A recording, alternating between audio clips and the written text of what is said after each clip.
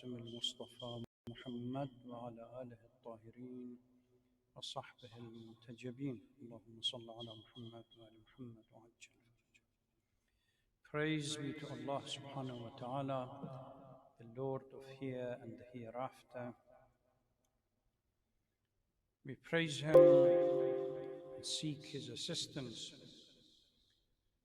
and we repent and ask forgiveness from Him from the shortcomings of our deeds.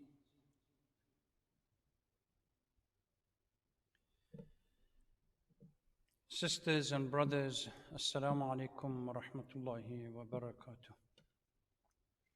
Welcome to the 19th night of our Ramadan program from the Islamic Center of America.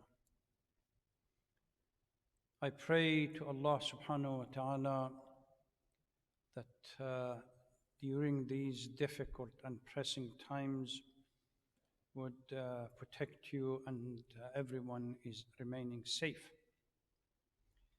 يقول الله تبارك وتعالى في القرآن الكريم أعوذ بالله من الشيطان اللعين الرجيم بسم الله الرحمن الرحيم إنا أنزلناه في ليلة القدر وما أدراك ما ليلة القدر ليلة القدر خير من 1000 شهر تنزل الملائكة والروح فيها بإذن ربهم من كل أمر سلام هي حتى مطلع الفجر. In the name of God, the compassionate, the merciful. Indeed, we have sent the Quran down in the night of Qadr. And what you may know what the night of Qadr is. This night is better than 1,000 months. The angels and Ruh descend in this night with your Lord's permission, along with every command. Peace it is till the break of dawn. I start as usual with a brief recap, but I would like to answer a correction as well as answer a question. One question was regarding whether Prophet Musa crossed the Nile or the Red Sea. And also there was a correction that somehow during the nights that Prophet Musa was supposed to go to Mount Sinai for preparation and submission to the command of Allah, somehow I have said 30 years rather than 30 nights. I think somehow this situation is getting into everyone if I cannot make a distinction between nights and years. But going back to the question regarding Nile and Red Sea, we really don't have any indication in our literature to indicate either of them. There is Bahr and Yam, both of them are related in various verses and could be applied in either. You can use Bahr and Yam for the river Nile because of the width is too much, or the Red Sea. However, there are other, if we go to the Jewish Bible, then there is a clear indication that it was the Red Sea. But from our literature, the etymology of the word Yam and Bahr, once the river's width gets too much, either one could be used. And the second factor in this regard, that we really we don't have enough information as to the starting point, whether they were close to Alexandria or whatever in the northern part or in the southern part. That makes a huge difference as far as the geography and how which river or both or single one they have to cross. Last night I pointed out that Surah Al-Qadr, Inna Anzalna, is one of those, among one of the surahs, that it is very difficult to address and give justice to during a short period of time, because it covers multiplicity of key concepts that are critical for us.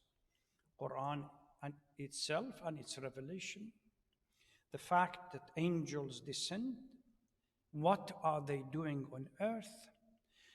We discussed this in relative detail by engaging a number of verses in the Holy Quran and proving that there was, in addition to the revelation of Quran, there is something else happens during this night, that destinies are decided, or grand issued, grand decisions are made during this night. So what are these grand decisions? The concept of imama, as the prophet, as the angels descend, whom they go and visit, whom they go and talk to. Are they just coming on earth to entertain themselves, or to bless the earth only? Or no, they are going, these are messages, commands, and decrees from Allah subhanahu wa ta'ala that they bring for a particular person. And who is that person? I paid particular attention, focused on this concept of Laylatul Qadr as a night that ultimately our destiny is decided for another year. And I pointed out that from an historical point of view, at the beginning of the creation, neither time nor space, intrinsically, they have any added value to them. Over time, they are contingent to what happens within them. They become the vessel for the good deeds or the bad deeds. And particularly if you relate the time, particularly the space, to a few nights ago when I was talking about this, that Amir al-Mu'mineen, salawatullah salamu alayhi, would, the public treasury, when he emptied it justly, he would offer 2 rak'ah prayer and ask that piece of land to witness for him, because now that piece of land has a unique value to witness for him on the Day of Judgment. Now let's continue, because we have again a lot to cover and hopefully wrap up this the surah tonight. As I indicated last night, commentators have agreed that Surah Inna Anzalnahu fi Laylatul Qadr is a Makki chapter. And it is famous for its declaration regarding the night of power, which again, if you remember last night, we brought Surah Hamim Dukhan into, or engaged Hamim Dukhan into the conversation, and verse 4 of Surah Al-Dukhan clearly indicated that something like this is a unique night, that decisions are made. And if you look at the books about commentary and exegesis, over 40 reports or interpretation of what is Laylatul Qadr exist in these books. From those that say night of hukm, which is a decision making, the judgment decrees from Allah subhanahu wa ta'ala regarding what happens in the next year. Laylatul Qadr, maintained by others, nothing to do with God's decree. The night so named conveys its own honor. It intrinsically has an honor. So that's a different opinion. Others claim that the name Laylatul Qadr and the importance that is given to the Laylatul Qadr is not just due to the fact that the decisions are made, because of the multitude of acts of obedience that takes place within this night, or these nights, particularly the latter part of the month of Ramadan, in which the Holy Prophet used to take i'tikaf and commanded or instructed his disciples and people that followed him to do such a thing. So because of the act of obedience during the latter part of the month and the worship performed by good people, it creates its own aura of holiness within the night, the collective prayer. When we look at the chapter itself being greater than 1,000 night, although 1,000 is not specifically in relate to a figure, it's just multitude or number, that huge, to indicate huge numbers. That underscores that during this night, because people, good people, sages, imam, and others pray, and these prayers are collectively sent to heaven, it creates its own aura of holiness for that night. Not to be taken literally, obviously, regarding the 1,000. These commentators argue, and particularly the last group of people, a number of hadith maintaining that descending angels are not restricted to that night. Every night, so long as Hujjah on earth exists, which is our living Imam, there is a communication between heaven and earth, and angels are going to be the medium of that communication. So every night, there is a communication, whether during the month of Ramadan or outside the month of Ramadan. However, the number of angels that come down during this night, it gives it a different degree of luster and shine, which makes it a little bit exceptional. Otherwise, the Imam is in constant communication with heaven. And angels are the one that constantly bring these messages. We have even a hadith that makes it very difficult for all of us, particularly the Shia, although it says about everyone. It says your affairs are being presented to the Imam every morning and every evening. So watch out. Where are we going to be when on the one hand we claim allegiance to be followers of Ahlul Bayt, and on the other hand our sinfulness and shortcomings are presented to the Imam? So this indicates that the communication is not specifically designated to this night, goes through the entire night. The next key concept which I wanted to address, and I briefly touched upon it, is as we look at the verse, تَنَزَّلُ الْمَلَائِكَةُ وَالرُّوحُ. What is the meaning of ruh?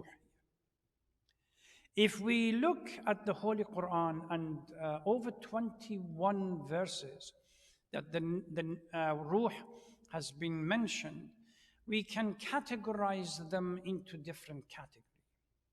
And each one has a unique etymology and meaning for it. But before we go further, Allah subhanahu wa ta'ala in a verse has clearly stipulated that the essence of this ruh, in whatever designation that we choose, is reserved for Allah subhanahu wa ta'ala and nobody else. يَسْأَلُونَكَ عَنِ الرُّوحِ قُلِ الرُّوحُ مِنْ أَمْرِ رَبِّي. It's something to do with the command of Allah. Mufassirin, Urafa, mystics have spent huge amount of time focusing on this particular قُلِ الرُّوحُ مِنْ أَمْرِ رَبِّي, exactly what it means. But certainly nobody has so far come up with a clear, distinct definition about the ruh. So as we try to explain various meanings of the ruh within numerous verses, we have to be mindful that we are a kind of navigating between these verses, kind of blind or semi-blind, because we don't understand the concept, like other things. Now, number one is reference to Jibreel. Whenever Quran uses Ruh al-Amin or Ruh al-Qudus, there is an addendum to Ruh.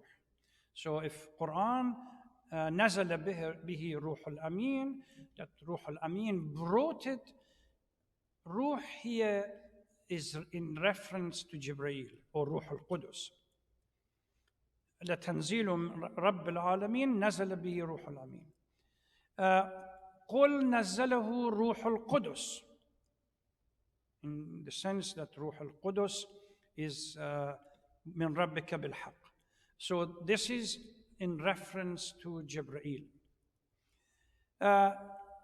In surahs, because according to our ahadith, Jibreel is the angel in charge of revelation. Whenever wahy is going to descend or to be sent down on any particular person, the agent is Jibreel. He is the mediator between the person that is going to receive the wahy and the messages that Allah commands him to bring. Sometimes we see the word ruhi or ruhana. Normally in this context, it is in reference to the spirit, soul, or what gives life to dead or newly created individuals. Those of you who go back and they can follow the Genesis story or creation, clearly in Surah Al-Baqarah to start with, Allah subhanahu wa ta'ala commands malaika, when I blow my ruh into it, then it becomes alive and you have to prostrate in front of him. Ruh here is very close to the concept of soul, what gives life to human being or to other living entities. And the departure of that soul ends the life of that entity on earth. Ruh, another meaning for it, a unique malaika, or creation which is most noble and above all angels. Normally when we see in Quran malaika and ruh being put together, similar to what we have in Surah Al-Qadr. إِنَّا أَنزَلْنَاهُ فِي لَيْلَةِ الْقَدْرِ وَمَا أَدْرَاكَ مَا لَيْلَةُ الْقَدْرِ لَيْلَةُ الْقَدْرِ خَيْرٌ مِّنْ أَلْفِ شَهْرٍ تَنَزَّلُ الْمَلَائِكَةُ وَالرُّوحُ. Wow, atf, which means linking the two to get two individual entities together, that these angels and the ruh descend together. So ruh here is a totally different entity from angels, independent, and some people say most noble of all angels, particularly when we see a distinction between malaika and ruh. So ruh, in a day, we have another verses in the Holy Quran that on the day of judgment, angels and ruh, they travel in a day that might be 50,000 years of our own calculation. But there is a distinction, malaika and ruh. Here reference or designation is for that unique individual that is outside the parameters of malaika and most noble of them. Sometimes ruh is some kind of a divine mercy given to certain individuals to strengthen their heart. We see it by أولئك كتب في قلوبهم الإيمان وأيدهم بروح منه. These are people that Allah subhanahu wa ta'ala granted them faith and at the same time supported them with this unique mercy that strengthened the hearts and supported them with this spirit or unique mercy to strengthen them. Sometimes ruh meaning revelation. It's nothing to do with the malaika or the supreme individual of the malaika or anything else. وَكَذَلِكَ أَوْحَيْنَا إِلَيْكَ رُوحًا مِّنْ أَمْرِنَا. This ruh here is clearly in reference to the revelation. We have commanded. This amr is we of authority. And command out of this authority, we have created revelation and we have given it to you. Or another verse that says, يُلْقَى الرُّوحِ مِنْ أَمْرِهِ عَلَى مَنْ يَشَاءُ مِنْ عِبَادِهِ. Whomever that Allah subhanahu wa ta'ala chooses will send that person the revelation, and he will be in recipient or might be she, it will be in the recipient of some kind of communication with the divine. It doesn't have to be Prophet Jibreel as the agent and the mediator, because we have verses in the Holy Quran that Allah can communicate with individuals, either through sleep or through hearing or something. So this could be in reference to that. But I said, despite all of this, we really have to understand that nobody, Allah has reserved the concept, the essence of the ruh is unique privilege to Allah subhanahu wa ta'ala. Nothing more, nothing less, nobody else. Another issue, another key concept here, that we have a number of ahadith from our imams to focus on it and develop it in our discourse on imam. That and the question is, these malaika angels and this unique creation that is most noble, or probably more noble than the angels, when they descend to earth, what do they do and where do they go? This is something that we discuss it in theology, particularly in Ilm al-Kalam and the discourse on Imamah. Because there is a hadith from Imam Muhammad al-Baqir. There are a number of hadith. When Imam Muhammad al-Baqir was asked, Ya ibn Rasulullah, do you notice when the malaika and the ruh descend on earth on that Laylatul Qadr? And the response, كيف لا نعرف والملائكة تطوف بنا فيها. How can we don't know? And the angels, they go around us on that night, because they come down to communicate with the living Imam. The question is, for those people that say the Holy Prophet did not appoint a successor, do we believe that Laylatul Qadr is a perpetual thing that is happening every year, or stopped 1,400 years ago? If the destiny of the world needs to be discussed with anyone during these nights in perpetuity, who is it that are receiving them? This is the angle that Imam tells his disciple to focus on kalam and this discourse on imamah. And even during occultation, we can use the same kind of argument for the living Imam to become the recipient of all this wahy and communication with heaven during the night of Qadr. Now, due to limitation of our time, I want to come and quickly, as much as possible, wrap it up. But one major issue remains, which somehow links to the question and the discussion that I had last night regarding destiny and the command and the instruction and what Allah subhanahu wa ta'ala is going to write for the next year. Humans, and that is what we call in theology qada and qadar, the decree and the command of Allah subhanahu wa ta'ala regarding the things that happens in this world. Humans, both those who somehow orientated towards metaphysical or deity, or even those that didn't, have always spent huge amount of time trying to understand, are we as human beings free agent, or are we robots controlled by some metaphysical reality outside, or somewhere in between?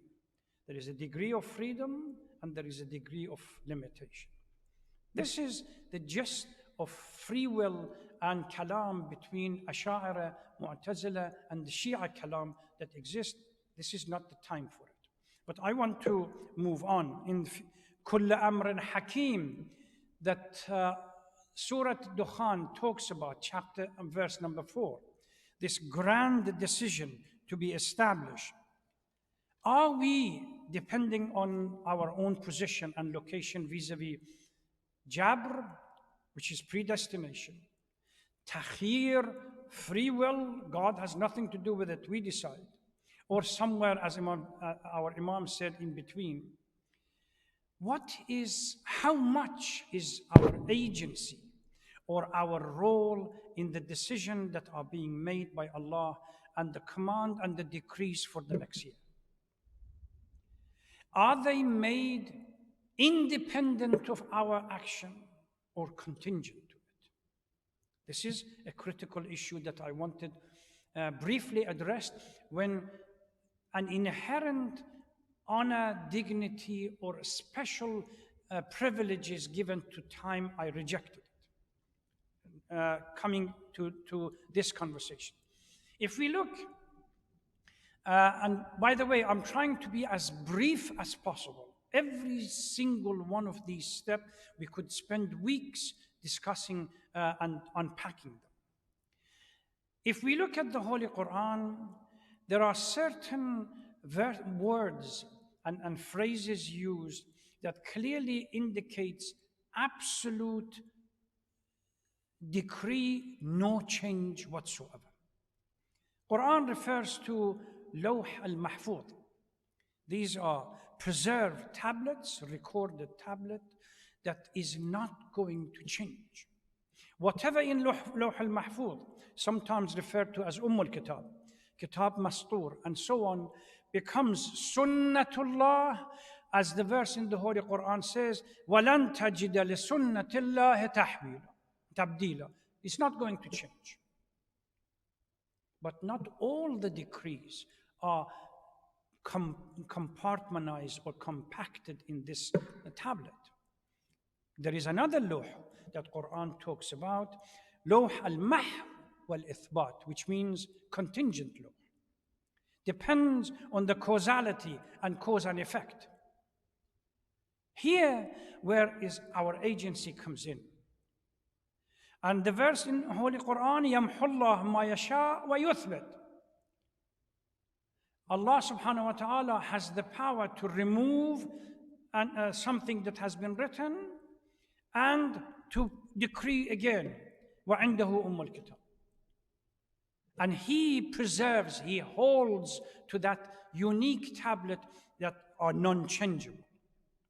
So during this Lawh al-Mahw wal-Ithbat, that could change depending on causality, causes that we create, then things could change. Let me give you an example. We know there are a number of verses in the Holy Quran regarding inescapability of death.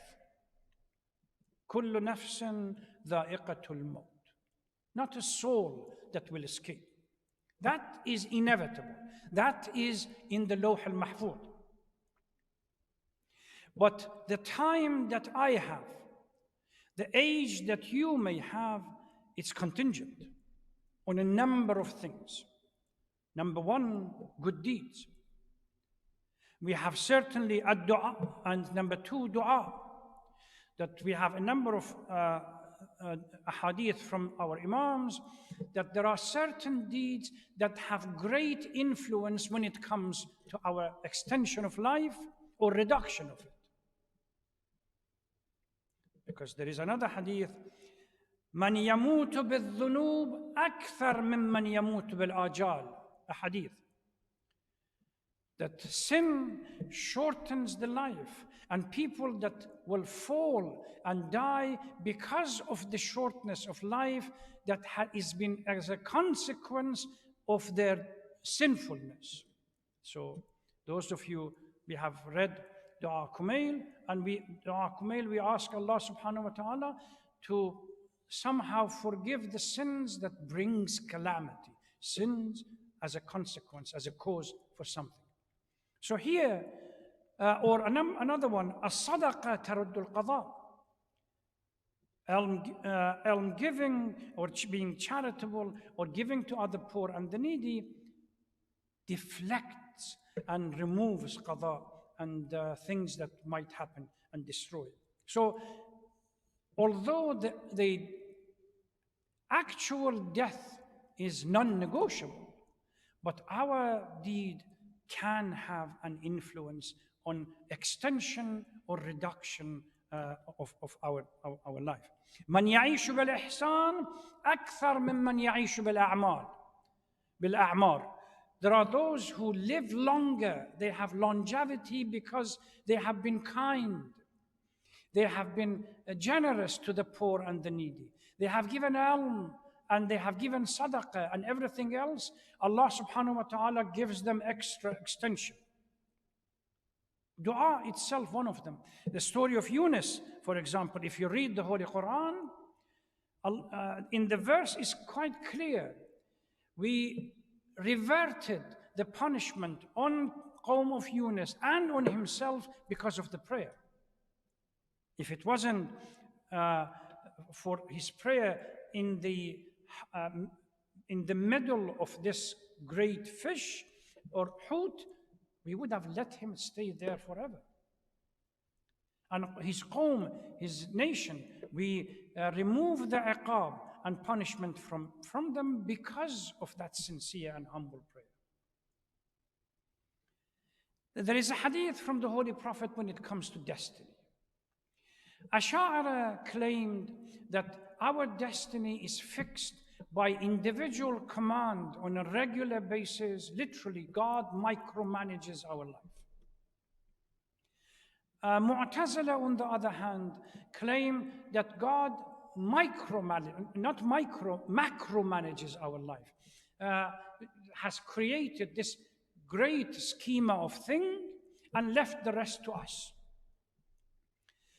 Our hadith clearly states it's between this and the other. And there is this hadith from the Holy Prophet regarding this destiny of the Laylatul Qadr.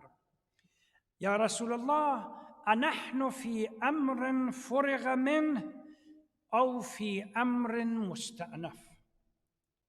O Holy Prophet, when we talk about this destiny has already been sealed and finished and we have no say in it? Or no, the destiny is flexible, contingent, that we can have some kind of contribution and input in it. فأجاب في أمر فرغ منه وفي أمر مستأنف. Both. Certain part of our life is in the Lawh al-Mahfuz, al-Kitab, no change. But yet, that is the fact that I'm going to die. The second factor is how long before I die. What's the age before I die? It depends on what we call the contingent and the externalities that we have. If I become sinful, every sin, one of the sins that we have in ahadith mentioned is being disrespectful to parents. Shortens the life very quickly. And being respectful, the reverse, humble and to them and compassionate to them extends the life. So the Holy Prophet says that it's somewhere between the sealed and the flexible. This is where the hadith from Imam Ja'far al-Sadiq comes in to support this. He says, if you look at the 3 nights, the 19th, the 21st, and the 23rd. Prediction happens on the night of the 19th. Written down on the 21st, sealed on the 23rd. What does that mean? Prediction based on our past amal takes place on the night of the 19th. If we don't do anything to change, then the 21st becomes the night of writing it down. And still, if we become oblivion to the reality and forgetful, on the night of the 23rd, it will be sealed down. Why? Because Allah subhanahu wa ta'ala would say, how many opportunities I should give this servant? And he or she doesn't listen. So the idea, this is why our A'imma, they did not clearly identify the night for us, hoping that we benefit from all these nights. If we stand on the night of the 19th, the first night, based on the sinfulness of a year, the forgetfulness of the year, there is no destiny. This destiny is going to be the same thing. if we haven't done anything during the month of Ramadan to change anything. So we stand on the night. Prayer matters. Humility before Allah subhanahu wa ta'ala matters.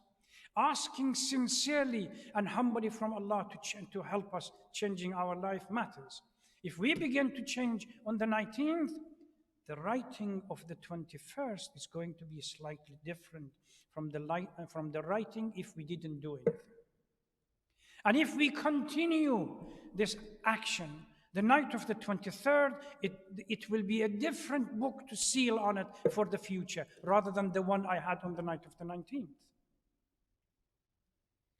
It will be a tragedy that this opportunity being created for us to become active remember, إن الله لا يغير ما بقوم حتى يغيروا ما بأنفسهم.